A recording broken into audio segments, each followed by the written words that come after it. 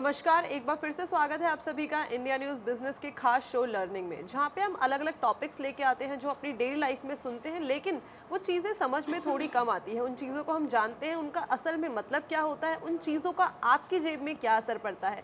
पिछली बार हमने बात करी थी जीडीपी के बारे में, जीडीपी क्या होती है, हमारे देश की जीडीपी इस वक्त क्या है और जीडीपी का आपकी जेब पे क्या असर पड़ता है। आज हम बात करने वाले हैं फॉरेन रिजर्व के बारे में कि फॉरेन रिजर्व क्या होता है। उससे पहले जान लेते हैं कि इंडिया का इस वक्त फॉरेन रिजर्व कितना है। इस वक्त इंडिया का फॉरेन रिजर्व करीबन 600 बिलियन डॉलर के आसपास है। अगर एग्जैक्ट नंबर्स की बात करी जाए तो 596.098 बिलियन डॉलर इस टाइम पे इंडिया का फॉरेक्स रिजर्व है। अभी हाल ही में खबर आई थी कि पाकिस्तान का जो फॉरेक्स रिजर्व है उसमें करीबन 11.9% की गिरावट आई है। तो उससे पहले जान लेते हैं कि फॉरेक्स रिजर्व होता क्या है, उसके बाद जानेंगे फॉरेक्स रिजर्व के बारे में सारी की सारी डिटेल इन डेप्थ में गौरव जी के साथ। नमस्कार गौरव जी, स्वागत है आपका शो में। नमस्कार कंचन जी, और दर्शकों को भी मेरी तरफ से नमस्कार। एंड आपने जो सवाल पूछा कंचन जी कि फॉरेन एक्सचेंज रिज़र्व होता क्या है। सो बेसिकली अगर हम बात करें फॉरेन एक्सचेंज रिज़र्व की, तो फॉरेन एक्सचेंज रिज़र्व एक तरीके की असेट्स होती है जो किसी भी देश की सेंट्रल बैंक अपने पास हेल्ड करके रखती है, मतलब अपने पास मेंटेन करके रखती है, जिसको आप फॉरेन एक्सचेंज रिज़र्व बोलते हैं। जैसे अगर हम बात करें इंडिया में जो ये मेंटेन करने का काम करती है वो हमारे देश की RBI, reserve bank of India. और इसके अलावा कुछ और चीज़ें भी हैं जो मैं आपको बता दूं।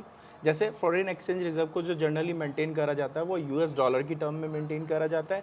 इसका सबसे बड़ा जो रीज़न है वो ये है कि एक इंटरनेशनल करेंसी के तौर पे सबसे ज़्यादा एक्सेप्टेंस जो है इंटरनेशनल ट्रेडिंग के टाइम पे वो यूएस डॉलर का है। सेकेंडली अगर फॉरेन एक्सचेंज रिजर्व जो मेंटेन किया जा सकता है या किया जाता है वो है गोल्ड रिजर्व का, जिसको आप फॉरेन एक्सचेंज रिजर्व के लिए मेंटेन करके चलते हैं। जी, तो सिंपल सी भाषा में समझा जाए, जो बाहर की करेंसी है यानी कि जो डॉलर्स है, इंडिया में रुपी चलता है, जो बाहर की करेंसी है डॉलर हो गया या कोई और करेंसी हो गई, उसको हम अपने पास सेफ रखते हैं ताकि इन फ्यूचर उससे हम ट्रेड कर सके, इंपोर्ट और एक्सपोर्ट में हमारे काम आ सके। Right right. जी। अब हम समझते हैं कि हमने ये तो समझ लिया कि फॉरेन रिजर्व होता क्या है। अब समझते हैं कि इसका पर्पस क्या है, हमें रखने की क्या ज़रूरत है। अगर इंडिया के अंदर सारा का सारा ट्रेड होता है जो वो रुपी में होता है, जो इंडिया के अंदर करेंसी की मान्यता है वो रुपी की है, तो हमें दूसरे देश की करेंसी को अपने कंट्री में एज अ फॉरेक्स रिजर्व क्यों रखना ज़रूरी है?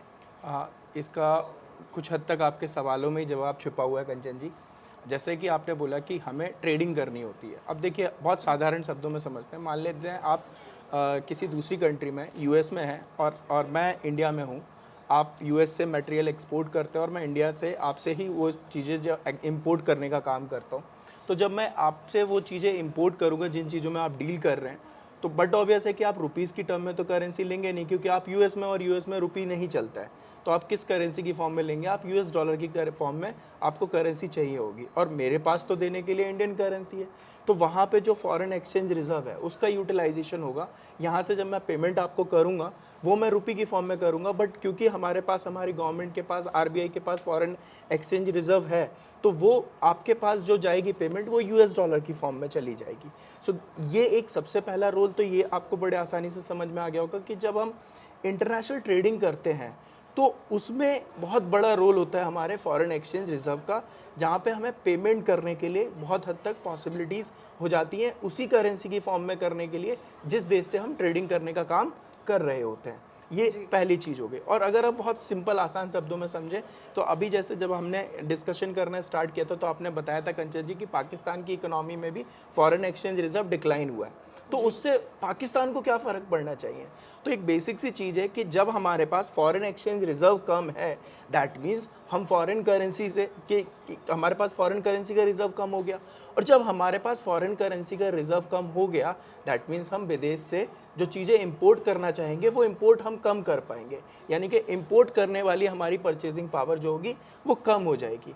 तो ये कुछ हद तक पाकिस्तान की जब फॉरेन एक्सचेंज रिजर्व कम हुआ, दैट मीन्स वहाँ पे उनकी इंपोर्ट करने की जो परचेजिंग पावर थी वो ख़त्म हो गई या कम होती चली जा रही है। जी, तो हमने समझा कि हमें हमें पता है कि जो अभी रुपी है वो एक ग्लोबल करेंसी नहीं है, जो कि यूएस डॉलर है, इसलिए हमें यूएस डॉलर को या जो अदर ग्लोबल जो अदर ग्लोबल करेंसी है उसे हमें अपने फॉरेक्स रिजर्व में रखना ज़रूरी होता है। ये हमने समझ लिया, इसकी मान्यता क्या है अपने पास ज़्यादा फॉरेक्स रिजर्व होने की। पाकिस्तान के फॉरेक्स रिजर्व की हमने बात कर ली। अब जानते हैं कि फॉरेक्स रिजर्व के अंदर कौन कौन सी चीज़ें आती हैं।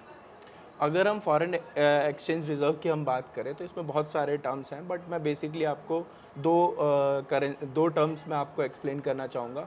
पहला है foreign currency note and second one is gold. तो अगर हम फॉरेन करेंसी की बात करें तो फॉरेन करेंसी में जो जनरली इन्वॉल्व होता है उसमें बैंक नोट्स इन्वॉल्व हो जाते हैं और करेंसीज इन्वॉल्व हो जाती है। इसके अलावा गवर्नमेंट्स की कुछ सिक्योरिटीज़ हैं, जैसे बॉन्ड्स हो गए गवर्नमेंट के और ट्रेजरी बिल्स हो गए। तो इन तरीके की चीज़ों को आप यूज़ कर सकते हैं इसमें। सेकंड अगर हम बात करें तो गोल्ड होता है, गोल्ड का रिजर्व हम मेंटेन करते हैं।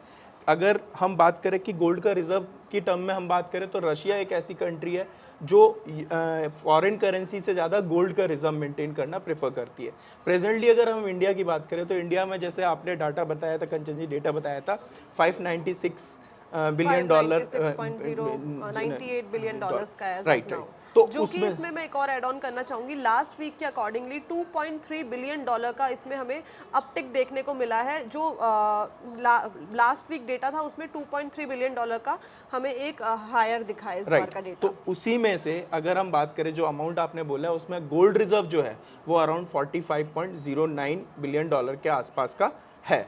तो ये गोल्ड रिजर्व भी जो है ये भी फॉरेन एक्सचेंज रिजर्व के तौर पे यूटिलाइज किया जा सकता है। जी, तो आज के वीडियो में हमने समझ लिया कि फॉरेक्स रिजर्व होता क्या है, इसका असल में मतलब क्या है और साथ में हमारी कंट्री में ज़्यादा फॉरेक्स रिजर्व होना क्यों ज़रूरी है और इसके साथ साथ फॉरेक्स रिजर्व में कौन कौन सी चीज़ें आती है। ये सारी की सारी चीज़ें हमने समझ ली है गौरव जी से। इसके अलावा आप भी कोई टॉपिक समझना चाहते हैं तो कॉमेंट करके ज़रूर बताइएगा। ऐसी अपडेट्स के लिए जुड़े रहिए इंडिया न्यूज़ बिजनेस के खास सेगमेंट लर्निंग के साथ।